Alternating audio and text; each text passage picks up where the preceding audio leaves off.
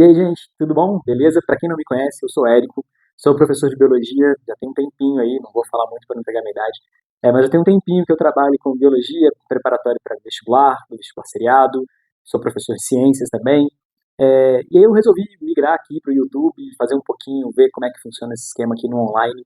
E como primeiro projeto dessa minha ideia nova, eu pensei em resolver algumas questões de vestibulares que, obviamente, não são o Enem, né?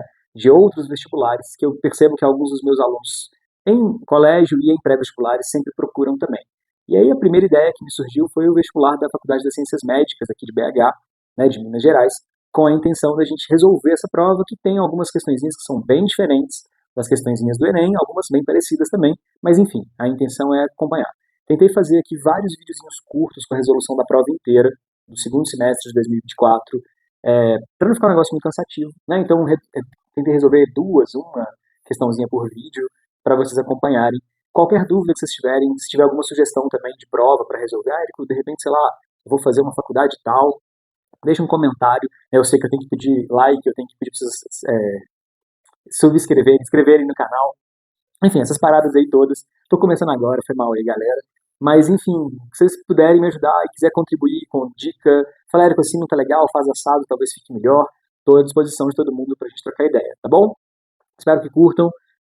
Vou tentar, na verdade eu não, a minha esposa vai colocar os cards aqui das questões, dessas paradas todas aí, para a gente fazer uma playlist legal. Espero que vocês curtam e eu estou à disposição de todo mundo. Bora para a questão então. São 25 agora, que é o seguinte. Uma questão de genética molecular, e logo na sequência a gente já vai ter uma aqui de genética de populações, então eu vou resolver as duas juntas aqui para a gente poder trocar uma ideia, tá? Então está lá, o mistério do genoma obscuro que compõe 98% do nosso DNA. Acreditava-se que com o surgimento de conjuntos exclusivos de proteínas fosse vital na evolução da nossa espécie, da nossa capacidade cognitiva. Afinal, somos a única espécie capaz de sequenciar o nosso próprio genoma. Mas o que descobrimos é que menos de 2% dos 3 bilhões de letras do genoma humano são dedicados às proteínas. Apenas cerca de 25 mil genes, aí ele destaca isso pra gente, ó, genes codificadores de proteínas foram encontrados nas longas linhas de moléculas que compõem nossa sequência de DNA. Os geneticistas ficaram assombrados ao descobrir que os números de genes produtores de proteínas dos seres humanos são similares a algumas das criaturas mais simples do planeta. As minhocas, por exemplo, têm cerca de 20 mil desses genes, enquanto as moscas têm cerca de 13 mil. Legal. Então ele fala um pouquinho sobre isso, né, o famoso DNA lixo, entre aspas, que a gente costuma chamar, tem essa discussão até hoje, mas o mais legal é que ele faz para a gente uma pergunta aí, para a gente lembrar os conceitos associados a esse processo, né, que é o seguinte: a parcela do genoma em destaque, ou seja, o que ele destacou para a gente ali, foi essa questão de serem codificadores das proteínas, os genes codificadores, do texto, o genoma em base. Ui, meu Deus, travei tudo, aguentei. A parcela do genoma em destaque no texto serve de base para os processos de. Então, para que esses genes servem? Aquele conceitinho clássico da biologia. Ó, a gente tem lá o nosso DNA, que tem a capacidade de sofrer um processo conhecido como replicação ou autoduplicação. Esse DNA, por sua vez, vai ter a possibilidade de sofrer um processo que a gente chama de transcrição, que é a produção de um RNA, mais especificamente aqui um RNA mensageiro, correto? E esse RNA mensageiro, por sua vez, ele vai possibilitar a formação das proteínas. Então, é isso que ele está querendo saber da gente. Qual que é o nome desses processos e como que acontece, né? Então, esse primeiro processo, como eu disse, de DNA produzindo um novo DNA, é a autoduplicação, correto? Aqui em cima, nós teríamos o processo de replicação ou autoduplicação. A setinha branca aqui do meu esquema de DNA para RNA seria a transcrição, correto? E a setinha azul aqui do meu esquema é a tradução, que seria a forma como a gente produz as proteínas. Então, analisando as afirmativas que a gente tem lá, ó, letra A seria transcrição, duplicação do DNA. Não é, essa aqui a gente já consegue descartar, ela é falsa, porque aqui não é a transcrição, é literalmente a produção do RNA mensageiro. Então a gente já descarta a letra A. Letra B, transcrição, produção do RNA mensageiro. Começamos bem, é isso aí. E tradução, duplicação do DNA. Não, duplicação aqui do DNA é autoduplicação. Então, letra B, descartamos também. C, transcrição, produção do RNA mensageiro, ok. E tradução ou síntese de proteínas. Então, essa aqui está correta por enquanto, vamos só conferir se não teve problema no gabarito. Tradução, que seria a produção do RNA mensageiro, já começa errado, a gente viu aqui. Então, com certeza, a letra C. E de cara, olha, já vou passar aqui para 26, ela é bem curtinha, a questãozinha de genética de populações. E antes de eu começar a ler, falou que a genética de populações, a gente tem que lembrar que P mais Q é igual a 1. Érico, o que é esse P e o que é esse Q? P e Q são as frequências dos alelos azão, ou alelo dominante, e o azinho, alelo recessivo, numa população. Tá?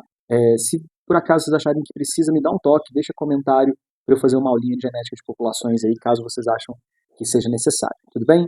Então, em um estudo, a equipe de cientistas analisou a genética de população de guepardos. Na pesquisa foram coletadas informações de um loco gênico envolvido na defesa imune desses animais. A população de 100 guepardos estudados para essa região, o genoma de 36 eram genótipo azão-azão. Então a gente já pode dizer que 36% era azão-azão, 48% aqui eram de genótipo azão-azinho e os restantes, né, os 16% de azinho-azinho. Perfeito. Aí ele quer saber as frequências alérgicas. Então, o que ele está querendo para a gente, olha só a questãozinha objetiva, exatamente o valor de P e o valor de Q. Como resolver uma questão dessa, gente? Quando ele fala para mim da frequência do azão-azão, do azão-azinho e do azinho-azinho, a gente tem, dentro dessa dedução da fórmula de frequência alélica, a gente sabe que a frequência de azão-azão equivale a P ao quadrado. A frequência de azão-azinho equivale a 2pq. E a frequência de azinho-azinho equivale a Q ao quadrado. Então aqui é só literalmente substituir na fórmula. Então, olha só, se eu sei que, vou colocar aqui embaixo, se eu sei que P ao quadrado é azão-azão e P ao quadrado é 0,36, que seria 36%, eu posso dizer então que P seria a raiz quadrada de 0,36. Então eu sei que P é igual a 0,6, correto? Jogando nessa fórmula aqui, ó, P mais Q é igual a 1, já posso dizer que Q, né, automaticamente, Q vai ser 0,4. Então, já tenho essa opção lá, ó, P é o azão, Q é o azinho, então 0,604. Letra A aqui, bem tranquila a questão.